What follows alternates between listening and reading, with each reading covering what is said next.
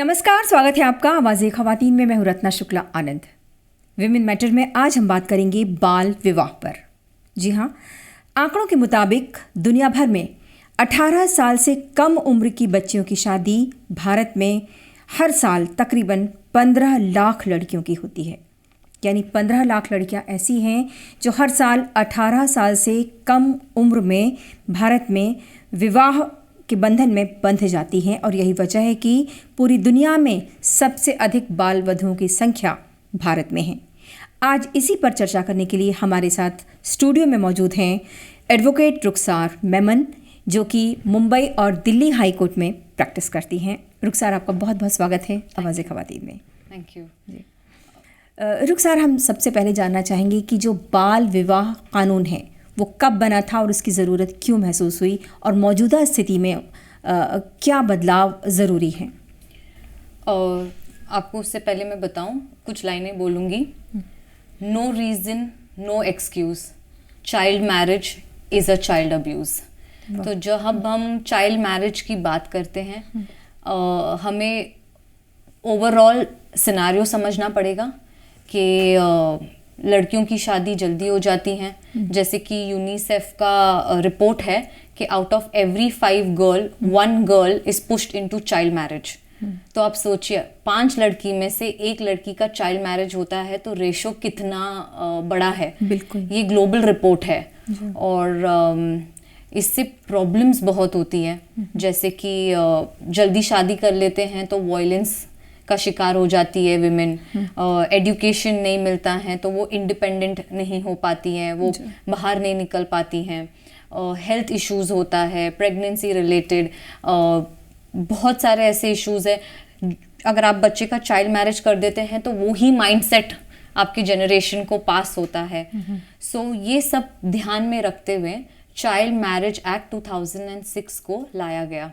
1929 में ये एक्ट आया था, उसमें अमेंडमेंट लाया गया। फिर 2006 में ये पूरा लॉ अच्छे से बना। अब हमें ज़रूरत है कि हम इस लॉ को समझें, हम चाइल्ड मैरिज को समझें, हम चाइल्ड किस एज में वो माइनर है, किस एज में वो माइनर नहीं है, चाइल्ड मैरिज का मतलब क्या है। अगर कोई चाइल्ड मैरिज करता है या कोई उसको परफॉर्म करता है या इनकरेज करता है तो उसमें इम्प्रिजनमेंट क्या है, पनिशमेंट क्या है, ये सब बहुत ज़रूरी है जानना। जैसे कि नेशनल हेल्थ सर्वे ने कहा कि 23.3%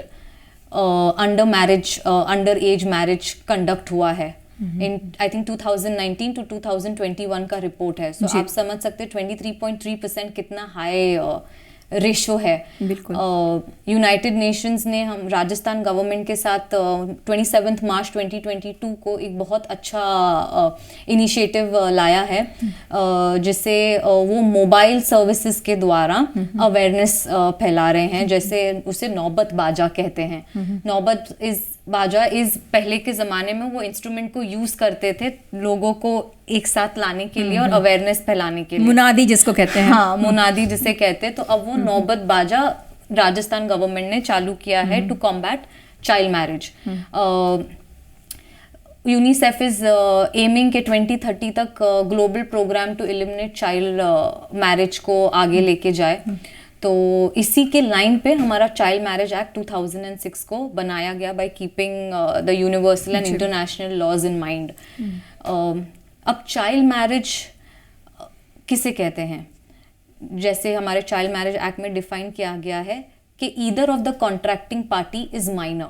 अब either of the contracting party is minor का मतलब या तो मेल माइनर है या तो फीमेल माइनर है या तो दोनों ही माइनर है। So either of the contracting parties, जरूरी नहीं है कि दोनों ही माइनर हो तो ही चाइल्ड मैरिज होगा।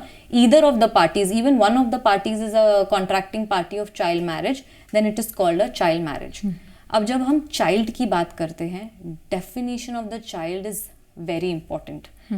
तो जैसे चाइल्ड मैरिज एक्ट में डिफाइन किया गया है कि लड़की 18 साल के नीचे होगी तो चाइल्ड है, और लड़का अगर 21 इयर्स के नीचे होगा तो उसे चाइल्ड कहेंगे।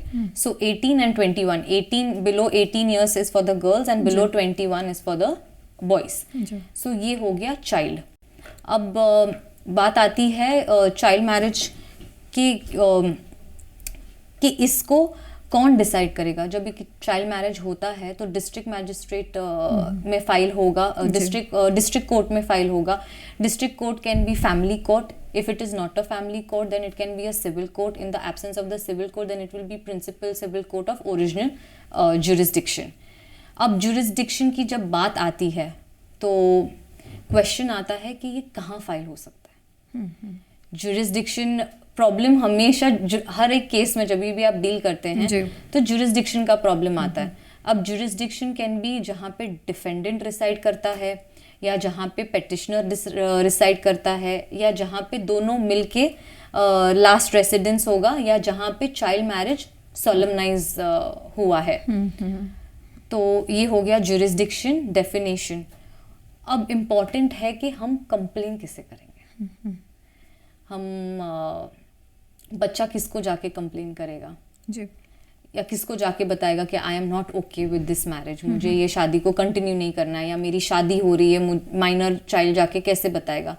तो चाइल्ड मैरिज प्रोहिबिशन ऑफिसर्स हैं जो कि मदद करते हैं कंप्लेन फाइल करने में, डिस्ट्रिक्ट मैजिस्ट्रेट तक वो केस को लेके जाने में, और हर हाल में उसको रोकने की उनको पावर दी गई है। हर हाल में उसको रोकने की पावर दी गई है। और child marriage act is a cognizable and non bailable. So cognizable is के मैजिस्ट्रेट की परमिशन की भी जरूरत नहीं है अगर आपको किसी को अरेस्ट करना है तो in terms of child marriage. तो it's a non bailable offence. तो नॉन बेलेबल है तो बहुत ही बड़ा क्राइम है। So again child marriage as I said is a violation of human rights, it's a child abuse. And problem जैसे मैंने आपसे कहा कि सबसे major problem female minor child को जल्दी चाइल्ड मैरिज कर दिया जाता है। Why? Because they feel that the child is a burden. उनको लगता है कि गर्ल चाइल्ड बर्डन है तो हम कितना टाइम संभालेंगे, उसको एडुकेट करवाएंगे तो लास्ट में जाके दहेज ही देना पड़ेगा। So why put on education rather than get her married. उसका जो भी एडुकेशन में डालने के बजाय हम उसकी शादी करवा के उसको दहेज में जो भी है दे दे। Again the mindset is a problem. तो ऑल्सो यूनाइटेड नेशंस के रिपोर्ट के हिसाब से 25 बॉयज में से एक लड़की की शादी चाइल्ड मैरिज होती है, माइनर में हो जाती है। बट लड़की की शादी out of 5 girl 1 girl is pushed into child marriage. तो आप रेशो देखिए, बिल्कुल रेशो में कितना फर्क है। Out of 25 boys 1 is pushed into child marriage and out of 5 girls 1 is pushed into child marriage. तो प्रॉब्लम ये आती है कि एक फीमेल को अगर वो शादी कंटिन्यू नहीं करनी है तो वो कैसे करें। तो इस एक्ट में, चाइल्ड मैरिज एक्ट में, ये भी प्रोविजन दिया गया है that the marriage is voidable at the complain of the contracting party. मतलब अगर फीमेल को लगता है कि उसके साथ चाइल्ड मैरिज हुआ है so she can go and complain. अब बात आती है कि कंप्लेन कौन करेगा, कैसे करेगा। तो if a girl is a major she can file a petition on her own, and if a girl is a minor then उनके guardian or the next friend can file on behalf of her. और अगर probation officer है, probation child marriage probation officer है और वो उनको जाके बताती है तो वो भी उनको हेल्प कर सकता है कंप्लेन फाइल करने के लिए। So the marriage is voidable but at the complain of the contracting party जो शादी में है। और उसकी एक उम्र भी निर्धारित की गई है कि इस उम्र तक अगर आप कर देते हैं, अभी 20 साल की उम्र तक यदि होता है तो। हाँ, ये थोड़ा बताइए आप। तो जैसे कि दिया गया, जैसे मैंने कहा, ये एक्ट में माइनर और मेजर दोनों का दिया गया है कि अगर वो मेजर है तो वो अपने आप से फाइल कर सकती है, और अगर वो माइनर है तो वो पेरेंट, गार्डियन और नेक्स्ट फ्रेंड हो सकता है। तो major is 18 years, universal law तो 18 ईयर्स ही कहता है, और 2 साल 2 ईयर्स ऑफ अटेनमेंट का होता है। तो वो 18 साल से ऊपर लेके वो कभी भी फाइल कर सकती है at any time when she feels के जब उसका चाइल्ड मैरिज हुआ था जी, तो वो फाइल कर सकती है, कंप्लेन कर सकते हैं। ये बताइए रुखसार कि जब हमारे पास कानून भी है इसको रोकने के लिए, प्रोहिबिशन ऑफिसर्स हैं, फिर भी कैसे हो जाती हैं शादियाँ? एज आई सेड के mindset is a big problem, gender inequality है, ग्रास रूट लेवल पे एजुकेशन नहीं है, स्कूल्स में काउंसलिंग नहीं है. इट्स वेरी इम्पॉर्टेंट कि हम स्कूल में 7th 8th 9th 10th की जब लड़कियां जो पढ़ती हैं उनको वहाँ पे जाके ये अवेयरनेस फैलाए. बिकॉज जब हम बात करते हैं चाइल्ड मैरिज की, when a girl as soon as she hits 14 years और 13 years उसके ऊपर शादी का प्रेशर आ जाता है कि अभी शादी करनी है, शादी करनी है, शादी करनी है, and due to which she is pushed into child marriage. Rural areas में लड़कियों को 10th स्टैंडर्ड के बाद 9th स्टैंडर्ड के बाद निकाल दिया जाता है, ये सोच के कि बाबा if she studies more and you know she goes out, क्या पता किसी लड़के के इसमें आके उस अनवांटेड प्रेगनेंसी हो गई या क्या हो गया. आज भी वो माइंडसेट है. तो that is why it is very important कि हम इसके बारे में बात जितना ज़्यादा हो सके रूरल एरियाज में बात करें, स्कूल्स में जाके बात करें. Counselling, as I always say, कि हमारा एक काउंसलिंग कमेटी होना चाहिए स्कूल्स एंड कॉलेजेस में to help people to become a better person. जी. रुखसार, जैसे हमने देखा कि राजस्थान और बिहार में ये बहुत ज़्यादा है. वहाँ अगर हम साउथ की बात करें तो कर्नाटक नंबर 1 पे है, तमिलनाडु दूसरे नंबर पर है. तो देश में 1929 में ये कानून आया, 1929. फिर 78 में इसमें बदलाव हुए, 2006 में हुए, लेकिन इसके बावजूद ये अभी भी जो है वो कुप्रथा जो है वो बरकरार है. यानी अभी भी हमें कोशिश करनी पड़ रही है कि इसको किसी तरह कंट्रोल किया जाए. किस तरह से ये किस तबके में ज़्यादा है यदि हम बात करें तो, आर्थिक तौर पर, सामाजिक तौर पर, या फिर बाकी और दूसरी कम्युनिटीज़ की बात करें, किस तरह से आप इसको डिवाइड करते हैं? और मैं ये नहीं कहूँगी कौन से तबके में ज़्यादा है, मैं ये कहूँगी कि तबके से ज़्यादा ये दिमाग में ज़्यादा है. तो आई कैन नॉट से कि कौन सी कम्युनिटी में ज़्यादा है, कौन सी कम्युनिटी में कम है, क्योंकि it will become very unfair. ये सभी जगह है, सभी जगहों पर है, सभी जगह पे है. बस ये है कि हमारा माइंडसेट का प्रॉब्लम है. जी. तो माइंडसेट, आपने कहा कि तकरीबन सभी का जो भी बाल विवाह कर रहे हैं अपने बच्चों का, तो वो माइंडसेट एक है. लेकिन जब हम कानून की बात करते हैं तो कानून के दायरे में जो है वो बहुत सारे लोग, तकरीबन सभी आ जाते हैं. लेकिन ख़ास तौर से अगर हम मुस्लिम कम्युनिटी की बात करें तो वहाँ पर जो शरिया के हिसाब से जब है तो वहाँ पर उसे जायज़ ठहरा दिया जाता है. तो ऐसे में वो शादियाँ वहाँ पर इसको कानूनी तौर पर रोकने में मुश्किल आ रही है? कानूनी तौर पे मुश्किल नहीं आ रही है. अगर ये एक्ट को देखा जाए तो कानूनी तौर पे मुश्किल नहीं आनी चाहिए, because laws of the land will always override the personal laws. तो लॉज ऑफ द लैंड जो है वो laws of the lands are important. अगर इस कानून को the child marriage prohibition of child marriage को लाया गया है 2006 में, it overrides the personal laws. अगर आप देखेंगे, सिर्फ मुस्लिम कम्युनिटी की बात ही नहीं करूँगी मैं, हर कम्युनिटी की बात करूँगी कि अगर चाइल्ड मैरिज होता है तो major fundamental rights of women ले लिए जाते हैं. जैसे कि personal life and liberty, article 21, right to education उसका चला जाता है, right to equal law and protection चला जाता है, दैट इज आर्टिकल 14. तो as a fundamental right also it infringes the rights of a woman, and anything which infringes the rights of a woman is not fair, is not right for the country. Again, अगर हम child marriage करते हैं female का तो economic growth में problem होता है. बिल्कुल, क्योंकि वो इकोनॉमी में कभी सपोर्ट कर ही नहीं पाएगी. हाँ, क्योंकि पढ़ी लिखी नहीं होगी. राइट टू एजुकेशन उनका चला जाता है, तो इकोनॉमी में कंट्रीब्यूट नहीं कर पाएगी. सो आई विल नॉट से it is a community problem, it's a country problem. तो इट इज़ वेरी इंपॉर्टेंट कि हम ये ध्यान में रखें कि अगर हम चाइल्ड मैरिज देखते हैं तो उसके कॉन्स क्या हैं. Even any community should think about it कि क्या इसके कॉन्स है, क्या डिफ़िकल्टीज़ हैं. लेकिन Punjab and Haryana high court और दिल्ली हाई कोर्ट में 2 मामले आए थे जिसमें कि वैलिडेट कर दिया गया ये पर्सनल लॉ के हिसाब से.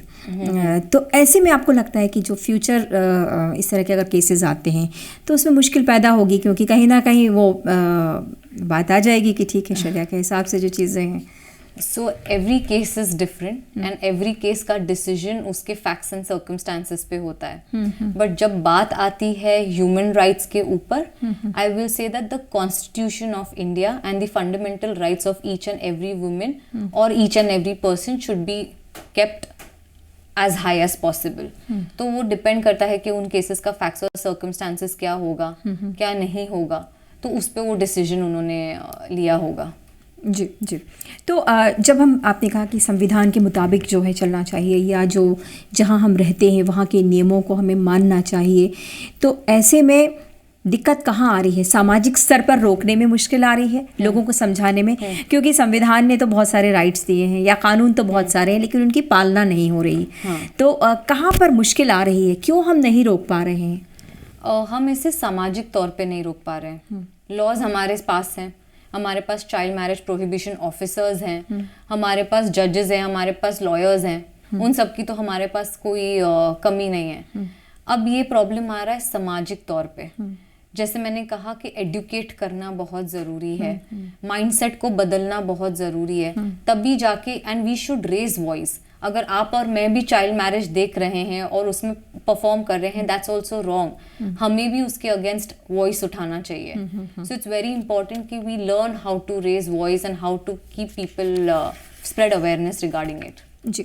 आपको लगता है कि हमें कम्युनिटी में, जैसे हमने खास तौर से भी मुस्लिम कम्युनिटी की बात की, तो आपको लगता है कि लोगों को वहाँ जाके बताने की ज़रूरत है कि आपको संविधान के मुताबिक चलना चाहिए, और जिस तरह से हमने बात की कि जो एक लिबर्टी का या लाइफ का जो एक अधिकार दिया है आर्टिकल 21 में, तो वो उसका उल्लंघन है। तो ये सारी जो कानूनी जानकारी लोगों को बताना ज़रूरी है। और आपको लगता है कि जो रिलीजियस माइंडसेट के लोग हैं या जो ज़्यादा इन्फ्लुएंस करते हैं कम्युनिटी को, वो इसे होने देंगे, या वो कहीं ना कहीं वो चीज़ें, ये सारी सामाजिक समस्याएं हम आपको बता रहे हैं जो मुश्किलें आएंगी, ज़मीनी जो चीज़ें हैं। जी। Every community needs to grow, बिल्कुल, and growth is not possible without change. So it's very important कि हम कम्युनिटीज़ में जाके इनको एडुकेट करें, इनको समझाएं। चीज़ें कब सॉल्व हो सकती हैं? जब हम बैठ के समझाएं और बात करें। सो इट्स वेरी इंपॉर्टेंट कि डायलॉग हो कम्युनिटी के बीच और गवर्नमेंट के बीच और एक्सपर्ट्स के बीच। So it will bridge the gap between the community and between the human rights violation, क्योंकि समझना तो आखिर में सबको पड़ेगा कि ये ह्यूमन राइट्स वायलेशन है and it is not right, इसलिए तो ये लॉ लाया गया है। तो हाँ, मैं बोलूँगी कि इट इज़ वेरी इंपॉर्टेंट कि हम वर्कशॉप्स कंडक्ट करें, हम इन्विटेशंस दे, हम बात करें इसके ऊपर। जैसे कि आज हम बात कर रहे हैं, तो ये अवेयरनेस तो हो ही रहा है। लेकिन प्रोहिबिशन ऑफिसर्स क्या जाके रोक पाते हैं शादियों को? और प्रोहिबिशन ऑफिसर्स के पास फुल पावर है। हाँ। कि अगर उनके पास कोई भी इंफॉर्मेशन आता है कि शादी हो रही है या शादी होने वाली है, तो वो जाके उस शादी को रोक सकते हैं। कभी कभी ऐसे होता है कि प्रोहिबिशन ऑफिसर को खुद से पता चलता है या कोई ऑर्गेनाइजेशन उनको इन्फॉर्मेशन देती है या कोई एनजीओ उनको इन्फॉर्मेशन देती है। तो जब ऐसे उनको इन्फॉर्मेशन मिलता है तो उनकी ड्यूटी है कि वो मैजिस्ट्रेट से, जैसे मैंने कहा कि इट्स अ कॉग्निजेबल ऑफेंस, तो वो एक्शन खुद से ही ले सकते हैं। और अगर बहुत ज़्यादा बड़े लेवल पे हैं तो वो डिस्ट्रिक्ट मैजिस्ट्रेट का भी परमिशन ला सकते हैं। जैसे कि अक्षय तृतीया पे बहुत ज्यादा शादियां होती हैं, बिल्कुल मास चाइल्ड मैरिजेस होते हैं, तो ऐसे टाइम पे child marriage prohibition officer has to be very alert. लेकिन जैसे हमने आपको बताया कि जैसे अक्षय तृतीया पर होती है शादी, वहाँ भी इस तरह के लोग होंगे, वहाँ भी धार्मिक मामलों के जो जानकार होंगे या कम्युनिटी के ऐसे लोग होंगे जिनका ज़्यादा इन्फ्लुएंस है उस पर, तो वो उनकी चल पाती है कि अगर हम बहुत सीधे शब्दों में बोलें, क्या प्रोहिबिशन ऑफिसर्स वहाँ पर उतने वहाँ उनकी वो जो उनको जो पावर दी गई वो एक्सरसाइज कर पाते हैं क्या उसको? हाँ, because it's a cognizable and non bailable offence. उनको परमिशन की मैजिस्ट्रेट से ज़रूरत नहीं होती है अरेस्ट करने से पहले। It's a without a warrant arrest हो सकता है। और जैसे कि इस एक्ट में भी दिया गया है कि अगर कोई भी व्यक्ति इस शादी को परफॉर्म करवाता है, अबेट करता है, इनकरेज करता है, नोइंगली और अननोइंगली पार्टिसिपेट करते हैं या नेग्लिजेंटली कंप्लेन नहीं करते हैं कि उनको पता है कि मुझे आज इनविटेशन कार्ड मिल गया है, ये बच्चा माइनर है, बट मैं वो कार्ड को लेके साइड में रख दूंगा, लेट द मैरिज हैपन, मैं किसी की शादी में क्यों बोलूं, वो भी क्राइम है और उसका 2 years ऑफ इम्प्रिजनमेंट है विद अ 1 lakh फाइन। तो यानी जो शादी करवा रहे हैं, चाहे वो पंडित हो, चाहे काजी हो, चाहे कोई हो, और जो लोग शामिल हो रहे हैं ये जानते हुए कि चाइल्ड मैरिज है, वो सब जो है वो सजा के हकदार है, उनको सजा मिलेगी ही मिलेगी। हाँ, even बिल्कुल। the parents who are encouraging such marriages and who are pushing their child into child marriage are also punishable under this act. तो आप सोचिए कितना स्ट्रॉन्ग इस एक्ट को बनाया गया है कि पेरेंट्स भी जो चाइल्ड मैरिज में पुश करते हैं अपने बच्चों को, उनको भी पनिशमेंट है। बिल्कुल। रुखसार, हम बात कर रहे हैं कि यहाँ सब लोगों को मतलब जागरूक होना चाहिए ज़्यादा से ज़्यादा, स्कूलों में, कॉलेजेस में और बाकी जगहों पर कितनी ज़रूरत है, ताकि जो लोग बात करें, पढ़ने वाले जो बच्चे हैं, चलिए उनकी नहीं हो रही, लेकिन वो अपने आसपास अगर ऐसा देखें या लोग देखें, ये जो यंगर जो हमारा अभी जो वो है, तो वो जाकर इस चीज़ को जो है वो वहाँ पर रोक सकें। तो कितनी ज़रूरत है, कितने बड़े स्तर पर करने की ज़रूरत है हमें इन जागरूकता अभियानों को चलाने की। मैंने जैसे आपको डेटा बताया, national health survey, family health survey ने कहा है कि 23.3% चाइल्ड मैरिजेस होती हैं जी। कोविड-19 में 10 million girls were at risk of child marriage. तो आप सोचिए कि कोविड-19 में चाइल्ड मैरिज का रिस्क क्यों ज़्यादा हो गया, क्योंकि बच्चियां घर पे बैठ गई। स्पेशली फीमेल्स के लिए बहुत प्रॉब्लम हो गया। पेरेंट्स को लगने लगा कि चलो कोविड-19 में इनकी शादी कर दो ताकि एक्सपेंस कम हो जाएगा। Girls started becoming burden on them कि ये घर पे ही हैं, काम तो कुछ हो नहीं रहा है, ये वो, हम कैसे घर चलाएंगे। तो जो है पहले लड़कियों की शादी कर देते हैं। तो आप सोचिए, जब 10 million girls are at risk of child marriage and 100 million population is under the risk of child marriage globally, तो कितना important है कि हम इसका awareness करें। जी। अब मुझे ये बताइए कि जो मैरिटल रेप है वो भी तो इस के दायरे में आ जाता है चाइल्ड मैरिजेस में। यस। कैसे देखते हैं आप इसको? मैरिटल रेप, ह्यूमन ट्रैफिकिंग, ये सब इसके दायरे में आ जाता है। स्पेशली ह्यूमन ट्रैफिकिंग, क्योंकि बच्चों को शादी करने के बाद उनको वही बच्चों को बेच दिया जाता है, या तो उनको पेरेंट्स को पैसा देके उनकी शादी कर दी जाती है। ह्यूमन ट्रैफिकिंग में पुश कर दिया जाता है। मैरिटल रेप, जैसे मैंने कहा, वायलेंस हाई पे होता है। Domestic violence is high, so domestic violence में सेक्सुअल अब्यूज भी आता है, सेक्सुअल अब्यूज में मैरिटल रेप भी आता है। उनको समझ नहीं आता है, इतनी छोटी उम्र में जब आप शादी कर देते हो, जिनको अपनी बॉडी का भी बराबर से पता नहीं है कि क्या होगा मेरे साथ, क्या नहीं होगा, तो आप सोचिए मैरिटल रेप कितना हाई हो जाता है। और जब as per rape laws, a girl who is under 16 with or without her permission having a sexual intercourse is a rape। बिल्कुल। हाँ, तो आप उसको मैरिज का नाम देके आप लीगल कर रहे हैं, तो इट्स अगेन अ क्राइम। बिल्कुल। तो वो रेप में भी आ रहा है, मैरिटल रेप में भी आ रहा है वो। यस। बिल्कुल। और यही बात है कि मैरिटल रेप फिर हाई हो जाते हैं। जी जी। तो ये बताइए कि जब एक तरफ हम बात कर रहे हैं शादी की उम्र की, अब जो एक प्रपोज्ड अमेंडमेंट है कि 21 होना चाहिए लड़कियों के लिए, यहाँ तो हम यहाँ जा रहे हैं, और वहाँ जो है वो चाइल्ड मैरिजेस भी अभी हो रही हैं। Yes. और फिर हमने जैसे कहा कि अगर कुछ धार्मिक कानूनों में, जैसे मुस्लिम कम्युनिटी की बात की, तो वहाँ पर जो है वो शरिया का हवाला दे के करवा दी जाती है। तो ये तो पूरी तरह से कानून का उल्लंघन है। और जैसे आपने कहा कि लॉ ऑफ द लैंड जो है वो मानना ज़रूरी है। Yes. पर कितने लोग मानते हैं? कैसे उनको समझाया जाए? लॉज ऑफ द लैंड मानने के लिए हमारे पास इसलिए कोर्ट्स एंड जजेस एंड लॉयर्स हैं to take care of it, but on a ground level हम इतना ही कर सकते हैं कि हम अवेयरनेस उठाएं, हम वॉइस रेस करें, और जहाँ भी चाइल्ड मैरिज हो रहा है हम उसे नेग्लेक्ट ना करें। We should be the first one to go and stop such marriages. और रही बात 21 ईयर्स की, जो प्रपोज अमेंडमेंट है, ये सोच के उसे बनाया गया है, प्रपोज किया गया है, क्योंकि 21 ईयर्स की अगर आप एज देखेंगे तो एक लड़की का ग्रेजुएशन कंप्लीट हो जाता है। एजुकेशन एटलीस्ट इतना तो वो हो ही जाता है कि she is self sufficient, she is independent, to at least get a job to survive. बिल्कुल। तो उसको ध्यान में रखते हुए, फिर हेल्थ को ध्यान में रखते हुए, because it's very important that as a women and as a man people grow physically, तो उनकी हेल्थ को भी ध्यान में रख के 21 का प्रपोज किया गया है।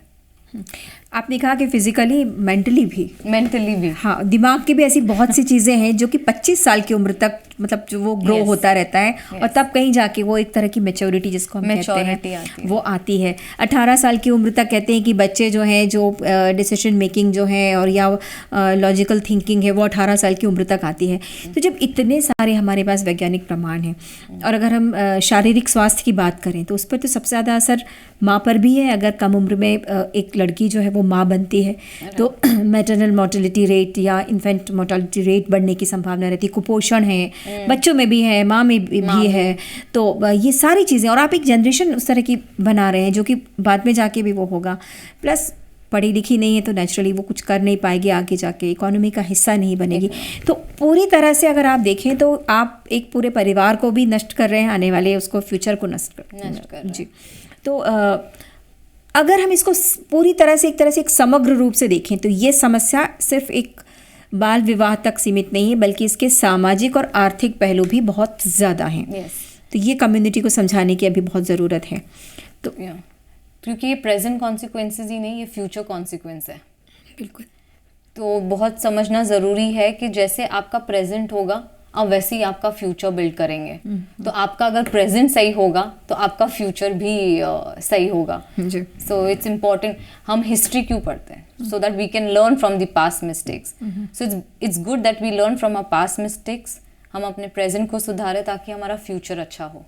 बिल्कुल। अब मैं चाहूँगी कि आप अपनी तरफ से लड़कियों को मैसेज दें कि बाल विवाह कानून क्या है, यदि कोई आपकी ज़बरदस्ती शादी करता है तो आप क्या कर सकते हैं, शादी यदि हो गई है आपकी ज़बरदस्ती तो अभी आपके पास क्या कानूनी अधिकार हैं ताकि आप उसको अवॉइड कर सकें, जिसमें कि आपको डरने की ज़रूरत नहीं, क्योंकि अगर आपका बेबी भी है तो वो लेजिटिमेट कहलाएगा। ये सारी बातें मैं चाहूँगी कि आप कानूनी अंदाज में बता दें।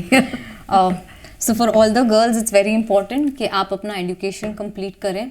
आप जितना हो सके अपने आप को इंडिपेंडेंट करें। अगर आपको लगता है कि आपकी फोर्सफुली शादी की जा रही है, चाइल्ड मैरिज मतलब under the age, you please go and talk to several organisations. हमारे पास काफ़ी NGOs हैं, हमारे पास पुलिस स्टेशंस हैं, हमारे पास लीगल एड सर्विसेज है। आप जाके वहाँ पे बात कर सकते हैं और आपको help, I am sure help तो मिल ही जाएगी। रही बात फीमेल की, जैसे आपने कहा कि बच्चों का क्या होगा, तो यस लेजिटिमेट चाइल्ड होगा। अगर ये चाइल्ड मैरिज वॉइड भी हो जाता है और अगर वॉइड नहीं भी होता है तो बच्चा लेजिटिमेट कहलाया जाएगा। ऐसा नहीं होगा कि मेंटेनेंस नहीं मिलेगा बच्चे को। इस एक्ट में सब बहुत क्लियर एक सेंटेंस मेंशन किया गया है that the steps of the judges, the steps will be taken in the best interest of the child। तो जो भी best interest of the child होगा वो ही स्टेप लिया जाएगा, मेंटेनेंस दिया जाएगा। अब मेंटेनेंस की ये भी बात है कि जब हम चाइल्ड मैरिज की बात करते हैं हो सकता है कि दोनों माइनर हो, मेल भी और फीमेल भी। ऐसे टाइम पे मेंटेनेंस कौन देगा? माइनर इज माइनर, काम नहीं कर पाएगा तो वो कैसे मेंटेन करेगा अपनी फैमिली को? तो ऐसे टाइम पे उसके पेरेंट और guardian will provide the maintenance to the child. और विजिटिंग राइट्स तो ऑब्वियसली मिलेंगे फादर को। तो ये हो गया फादर या मदर जिसके पास भी बच्चा रहेगा, best interest of the child लिखा गया है। तो बच्चों की तो सेफ्टी पूरी है। और रही बात फीमेल के लिए, एक स्पेशल प्रोविजन इसमें दिया गया है that if a female feels that she cannot continue this child marriage, whenever she realizes, she can file a petition for voiding this marriage, and in this case उसको भी maintenance मिलेगा। And वो maintenance court decide करेगी according to the need of the women. वो lump sum amount भी हो सकता है, वो मंथली इनकम भी हो सकता है, और एज आई सेड अगर माइनर है तो उसके पेरेंट और गार्डियन फीमेल को मेंटेनेंस प्रोवाइड करेंगे। जी, तो यहाँ पर ये जो सामाजिक समस्या है इसकी वजह से जो लोग इसको वॉइड नहीं करार देना चाहेंगे, जो ये सोचेंगे कि लड़की फिर वापस घर आ जाएगी या उसको कौन देखेगा, बहुत सारे मसले हैं सामाजिक तौर पे, आर्थिक तौर पर भी कि फिर से लड़की बोझ बन जाएगी हमारे ऊपर। तो चूंकि वो जो मेंटेनेंस है वो उसके ज़रिए उसका पालन पोषण पालन आगे जो पोषण। उसकी जिंदगी Yes. चल सकती है। जी। That is called interim relief. जब तक वो केस चलेगा कोर्ट में, लड़की को इंटरिम रिलीफ दिया जाएगा। That is as I said कि मेंटेनेंस प्रोवाइड किया जाएगा, जो भी कोर्ट डिसाइड करेगी facts and circumstances of the case पे। सो आप देखेंगे कि फीमेल के लिए स्पेशली ये प्रोविजन दिया गया है, तो कितना फीमेल सेफ्टी को माइंड में रखा गया है। बिल्कुल। तो कानून है हमारे पास, लेकिन सिर्फ कानून से बात नहीं बनेगी, सामाजिक स्तर पर भी हमें प्रयास करने पड़ेंगे ताकि हम इस तरह की कुप्रथा को रोक सकें। हाँ, कानून ने ये प्रावधान ज़रूर दिया है कि जो बाल विवाह होते हैं वो वैलिड करार दिए जाते हैं, तब तक वो वैलिड माने जाते हैं जब तक कि उनमें से कोई एक पार्टी जिसको कि अगर आप लगता है कि नहीं मुझे इस शादी में नहीं रहना है या ये मेरे साथ गलत हुआ है, तो वो खुद जाकर कानून का सहारा ना ले सके। तो सरकार ने भी यहाँ पर बहुत सारी योजनाएं बनाई हैं जहाँ पे वो कोशिश की जा रही है कि जागरूकता अभियान चलाया जाए, लेकिन सिर्फ हमें किसी और के भरोसे नहीं बैठना है, हमें खुद को भी जागरूक करना है, अपने आसपास के लोगों को जागरूक करना है ताकि हम एक बेहतर समाज और बेहतर देश की स्थापना कर सकें। शुक्रिया।